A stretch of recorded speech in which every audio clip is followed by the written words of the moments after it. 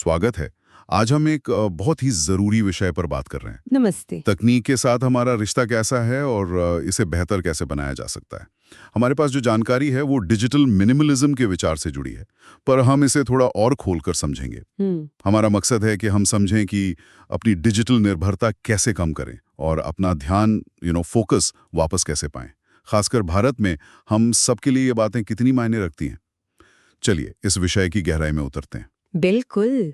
आज की दुनिया में जहां हम हर वक्त जुड़े हुए हैं, ये समझना बहुत जरूरी हो गया है। हाँ, और भारत में तो खास तौर पर, जहां स्मार्टफोन और सोशल मीडिया जिंदगी का अहम हिस्सा है, ये जानना कि तकनीक हमें कैसे प्रभावित कर रही है, ये बहुत जरूरी है। तो सबसे पहले ये सादगी या मिनिमलिज्म का आइडिया क्या है?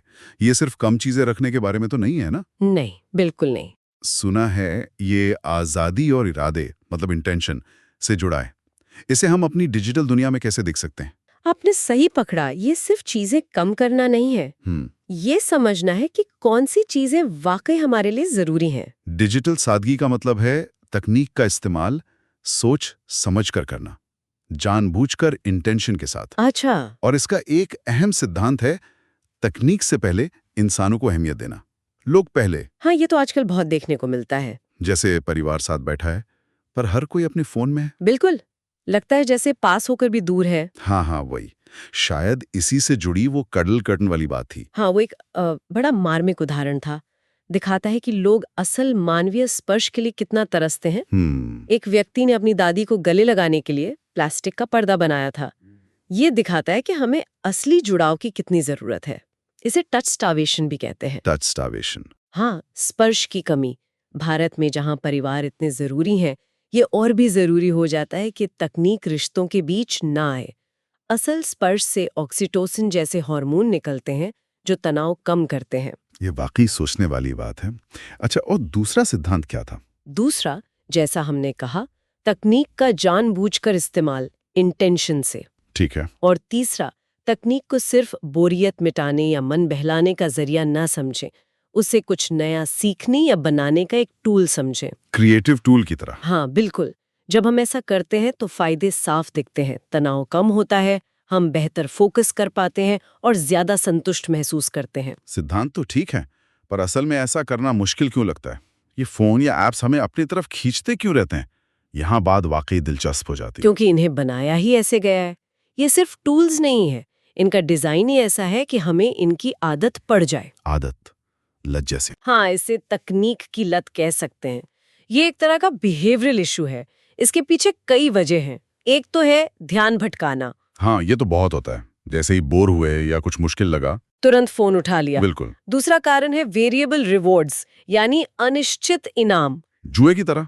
हाँ, काफी हद तक। ओके। सोशल मीडिया पर पोस्ट करने के बाद पता नहीं होता कितने लाइक्स मिलेंगे, कितने कमेंट्स। यही अनिश्चितता हमें बार बार ऐप चेक करने पर मजबूर करती है। अच्छा। भारत में ऑनलाइन गेमिंग और सोशल मीडिया का जैसा क्रेज है, उसमें ये बात बहुत फिट बैठती है। और वो लाइक्स, शेयर्स, फॉलोअर्स वाली बात, जिसे वैनिटी मैट्रिक्स कहते हैं। हाँ, वो भी एक बड़ा कारण है। ये चीजें हमारी ईगो को थोड़ी देर के लिए अच्छा महसूस कराती हैं। हमें लगता है हम कितने पॉपुलर हैं। हाँ, एक किक मिलती है। हाँ, डोपामाइन हिट। और हम बार बार उसी एहसास के लिए लौटते हैं। और फिर है वो कभी ना खत्म होने वाला कंटेंट। अरे हाँ, वो तो है। YouTube video, Netflix series, news feed, scroll करते जाओ, खत्म ही नहीं होता। बिल्कुल, बिंज वॉचिंग इसी का नतीजा है। इसका हमारे दिमाग और रोजमर्रा की जिंदगी पर क्या असर पड़ रहा है? क्या ये सिर्फ टाइम वेस्ट है या कुछ और भी है? असर सिर्फ टाइम वेस्ट से कहीं ज्यादा गहरा हो सकता है। लगातार ध्यान बंटने से हमारी सोचने समझने की क्षमता, फोकस करने की क्षमता, जिसे कॉग्निटिव एबिलिटी कहते हैं, हाँ। वो कम हो सकती है। बच्चों पर इसका असर और भी चिंताजनक हो सकता है। बच्चों पर कैसे? कुछ स्टडीज बताती हैं कि ज्यादा स्क्रीन टाइम बच्चों के सोशल स्किल्स पर, दूसरों की भावनाओं को समझने की क्षमता पर असर डाल सकता है। ओ। यहाँ तक कि दिमाग की संरचना में भी बदलाव देखे गए हैं, जैसे ग्रे मैटर में कमी। ग्रे मैटर में कमी? अरे ये तो काफी सीरियस बात लग रही है। हाँ, ग्रे मैटर ध्यान, फैसले लेने और भावनाओं को कंट्रोल करने से जुड़ा है। और फिर मेंटल हेल्थ पर असर, जैसे? डिप्रेशन, सोशल एंजाइटी जैसी समस्याएं तकनीक के बहुत ज्यादा इस्तेमाल से जुड़ी हो सकती हैं। हम लगातार दूसरों से अपनी तुलना करते रहते हैं हाँ, सोशल मीडिया पर तो यही होता है ज्यादातर। और वो हमें और दुखी कर सकता है। ये सब जानकर तो लगता है कि भाई कुछ करने की जरूरत है। जैसे हम अपने कमरे या घर की सफाई करते हैं, शायद वैसे ही अपने डिजिटल स्पेस को भी साफ करने की जरूरत है। कहाँ से शुरू करें? कंप्यूटर से? हाँ, कंप्यूटर एक अच्छी जगह शुरू करने के लिए, लेकिन पूरी लिस्ट रटने के बजाय कुछ प्रिंसिपल्स पर ध्यान देना ज्यादा जरूरी है। अच्छा, क्या प्रिंसिपल्स? पहला, जो इस्तेमाल नहीं होता उसे हटा दे। सिंपल, अपने डेस्कटॉप को देखें, क्या महीनों पुरानी फाइल्स या शॉर्टकट्स पड़े हैं? हाँ, अक्सर पड़े रहते हैं। उन्हें हटाएं या सही जगह रखें। वही बात ऐप्स और प्रोग्राम्स पर लागू होती है। जो इस्तेमाल नहीं करते उन्हें अनइंस्टॉल करें, खासकर वो बेकार के ऐप्स जो कंप्यूटर के साथ आते हैं, ब्लोटवेयर। हाँ, वो ब्लोटवेयर तो वाकई जगह घेरते हैं और स्लो भी करते हैं शायद।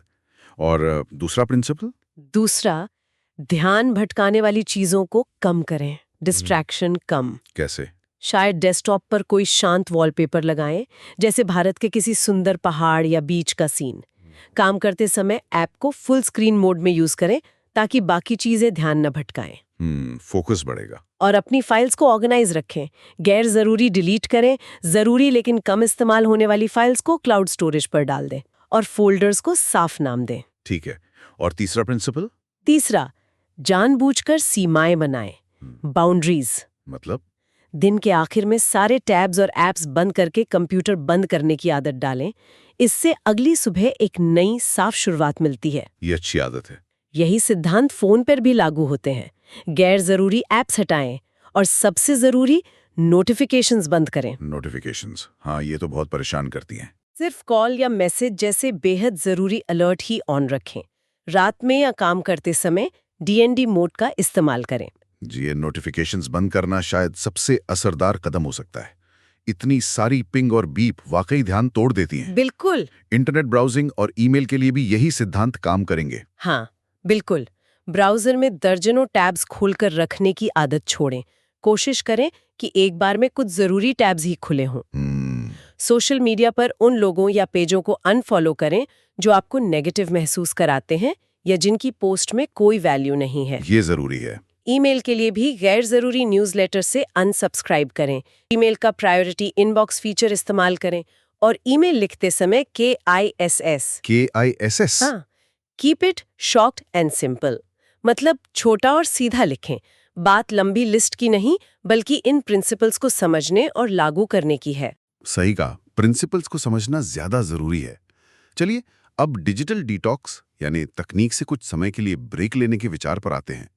किसी को ऐसा करने की जरूरत क्यों महसूस हो सकती है? क्या ये फोमो? हाँ, FOMO, fear of missing out, या लगातार दूसरों से तुलना करने की भावना जैसे संकेतों से जुड़ा है? बिल्कुल। फोमो एक बहुत बड़ा कारण है। हमें लगता है कि अगर हम ऑनलाइन नहीं हुए तो कुछ जरूरी छूट जाएगा। हाँ, लगता है। और भारत जैसे सामाजिक माहौल में सोशल मीडिया पर दूसरों की चमकती जिंदगी देखकर अपनी जिंदगी से तुलना करना बहुत आम है। इससे मन में असंतोष और तनाव बढ़ता है। जब काम और निजी जीवन का बैलेंस बिगड़ने लगे, नींद पूरी ना हो या मेंटली थकावट महसूस हो, तो ये संकेत हैं कि शायद एक ब्रेक की जरूरत है। तो ये डिटॉक्स कैसे किया जाए?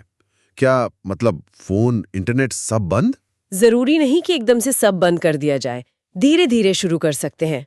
कैसे? जैसे रोज सोशल मीडिया का यूज आधा घंटा कम कर दिया, या सोने से ठीक पहले और सुबह उठते ही फोन इस्तेमाल न करने का नियम बनाया। अच्छा, छोटे स्टेप्स। हाँ, घर में टेक फ्री जोन बना सकते हैं, जैसे डाइनिंग टेबल पर कोई फोन नहीं। कुछ लोग हफ्ते में एक दिन, जैसे संडे को, पूरी तरह टेक फ्री रहने की कोशिश करते हैं। टेक सब बात। इंटरेस्टिंग। इसे अपनी फैमिली या कल्चरल एक्टिविटीज से भी जोड़ सकते हैं। सबसे जरूरी है कि तकनीक की जगह लेने के लिए दूसरी एक्टिविटीज की प्लानिंग करें। हाँ, वरना खाली समय में हाथ अपने आप फोन की तरफ चला जाएगा। बिल्कुल। इस ब्रेक का दिमाग पर क्या असर होता है? फायदे महसूस किए जा सकते हैं। मन शांत होता है, फोकस करने की क्षमता बेहतर होती है, नींद अच्छी आती है, आपको रियल वर्ल्ड से ज्यादा कनेक्टेड महसूस होता है।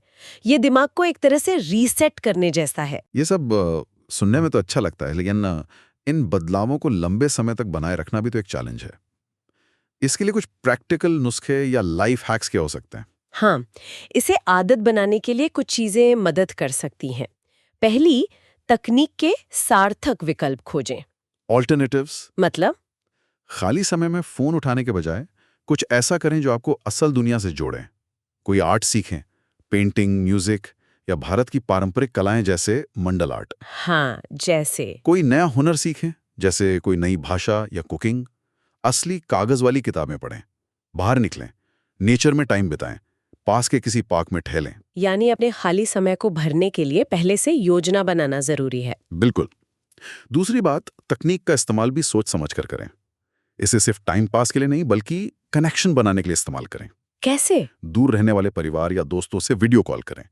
एक इंटरेस्टिंग तरीका है फोन को ग्रे स्केल मोड पर रखना। ग्रे स्केल मोड, वो क्या होता है? इससे फोन की स्क्रीन ब्लैक एंड व्हाइट हो जाती है, रंगीन न होने से वो कम आकर्षक लगती है। अच्छा, ये तो ट्राई करना पड़ेगा। हाँ, और ऐसे ऐप्स इस्तेमाल करें जो कम ध्यान भटकाते हों, मिनिमलिस्ट ऐप्स। ठीक है। और अगर हम फिर से पुरानी आदतों में पड़ जाएं तो कभी कभी ऐसा हो जाता है। ये बहुत नेचुरल है, इसलिए तीसरा नुस्खा है रिलैप्स को रोकना और सेल्फ कंपैशन। सेल्फ कंपैशन मतलब खुद पर दया। हाँ, आत्मकरुणा। पहचानें कि कौन सी स्थितियां या भावनाएं, मतलब ट्रिगर्स, आपको ज्यादा फोन इस्तेमाल करने पर मजबूर करती हैं। जब ऐसा महसूस हो तो कुछ और करें, किसी दोस्त से बात करें, बाहर टहलने जाएं या किसी और की मदद करें। दूसरों की मदद करने से अक्सर हमारा ध्यान अपनी प्रॉब्लम से हटता है। ये अच्छी टिप है। और अगर आप अपनी बनाई योजना से भटक जाते हैं तो खुद पर बहुत ज्यादा सख्त ना हो। सेल्फ कंपैशन बहुत जरूरी है, बस दोबारा कोशिश करें। आत्मकरुणा की बात बहुत जरूरी है। अक्सर हम चूक जाने पर खुद को कोसने लगते हैं। एक और पहलू है माइंडफुलनेस, यानी जागरूकता। तकनीक के साथ इसका क्या तालमेल है? माइंडफुलनेस का सीधा सा मतलब है प्रेजेंट मोमेंट में पूरी तरह मौजूद रहना। जो कुछ भी हो रहा है उसे बिना जज किए स्वीकार करना। ठीक है। और हाँ, इसे हम तकनीक इस्तेमाल करते हुए भी अपना सकते हैं। यहाँ दिलचस्प बात यह है कि ये तकनीक छोड़ने के बारे में नहीं है। अच्छा, तो फिर? ये उसे होशपूर्वक, माइंडफुली इस्तेमाल करने के बारे में है। अच्छा, पर कैसे? स्क्रॉल करते हुए या ईमेल चेक करते हुए माइंडफुल कैसे रहा जा सकता है? इसके कई छोटे छोटे तरीके हैं। पहला, अपने स्क्रीन टाइम को सिर्फ ट्रैक ना करें, बल्कि होशपूर्वक देखें कि आप समय बिता कहाँ रहे हैं और क्यों। मतलब अवेयरनेस के साथ। हाँ, क्या आप सच में कुछ जरूरी काम कर रहे हैं या बस आदतन स्क्रॉल कर रहे हैं। दूसरा, गैर जरूरी नोटिफिकेशंस बंद रखें ताकि ध्यान बार बार ना टूटे। तीसरा, एक काम से दूसरे डिजिटल काम पर जाने के बीच कुछ सेकंड का सचेत ब्रेक लें, गहरी सांस लें, स्क्रीन से नजर हटाएं। छोटा सा पॉज। हाँ। चौथा, मल्टीटास्किंग से बचें। एक बार में एक ही डिजिटल काम पर फोकस करें। क्या इसके लिए कोई आसान एक्सरसाइज भी हैं? हाँ, बहुत सिंपल एक्सरसाइजेज हैं जो कभी भी की जा सकती हैं। जैसे माइंडफुल ब्रीदिंग, बस कुछ पल अपनी आती जाती सांसों पर ध्यान देना। या बॉडी स्कैन, मन ही मन अपने शरीर के अलग अलग हिस्सों पर ध्यान ले जाना और वहां हो रही संवेदनाओं को महसूस करना। अच्छा।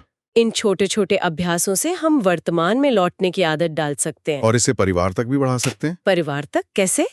जैसे साथ में बिना किसी स्क्रीन के खाना खाना, माइंडफुल ईटिंग, या दिन में कुछ समय टेक फ्री फैमिली टॉक के लिए तय करना। ये वाकई मददगार हो सकता है, खासकर जब डिजिटल दुनिया का शोर बहुत ज्यादा लगने लगे। तो हमने डिजिटल सादगी के विचार को समझा, ये जाना कि तकनीक हमें कैसे अपनी तरफ खींचती है और इसका हम पर क्या असर होता है। हाँ, और अपनी डिजिटल स्पेस को साफ रखने के सिद्धांत देखें। डिटॉक्स के विचार पे बात की और माइंडफुलनेस और आदतों को बनाए रखने के तरीके भी जाने। तो इस सब का निचोड़ क्या है? मतलब what does it all mean? देखिए, इसका सार ये नहीं है कि तकनीक बुरी है या हमें इसे पूरी तरह छोड़ देना चाहिए। तकनीक एक पावरफुल टूल है। बिल्कुल। सार यह है कि हमें इसके साथ अपने रिश्ते को समझना होगा और कंट्रोल वापस अपने हाथों में लेना होगा। इंटेंशन के साथ यूज करना। हाँ, जानबूझकर सोच समझकर तकनीक का उपयोग करने के बारे में है, ताकि ये हमारी जिंदगी को बेहतर बनाए, न कि उस पर हावी हो जाए। और ये जानकारी उन श्रोताओं के लिए भी जरूरी है जो फोकस्ड रहना चाहते हैं, क्योंकि डिजिटल डिस्ट्रैक्शन इसमें एक बड़ी बाधा है। बिल्कुल, तकनीक को एक नौकर की तरह इस्तेमाल करना है, मालिक नहीं बनने देना है। एकदम सही कहा। और श्रोता के लिए एक अंतिम विचार, मौजूदा तकनीक को बेहतर ढंग से मैनेज करने के बारे में सोचने के साथ साथ क्यों ना इस हफ्ते अपने जीवन को बेहतर बनाने के लिए कोई एक नई नॉन डिजिटल एक्टिविटी या स्किल खोजा जाए। कुछ ऐसा जो स्क्रीन से दूर ले जाए और असल दुनिया से जोड़े। ये सोचने के लिए एक बेहतरीन सवाल है और हम जरूर जानना चाहेंगे कि हमारे श्रोताओं को ये चर्चा कैसी लगी।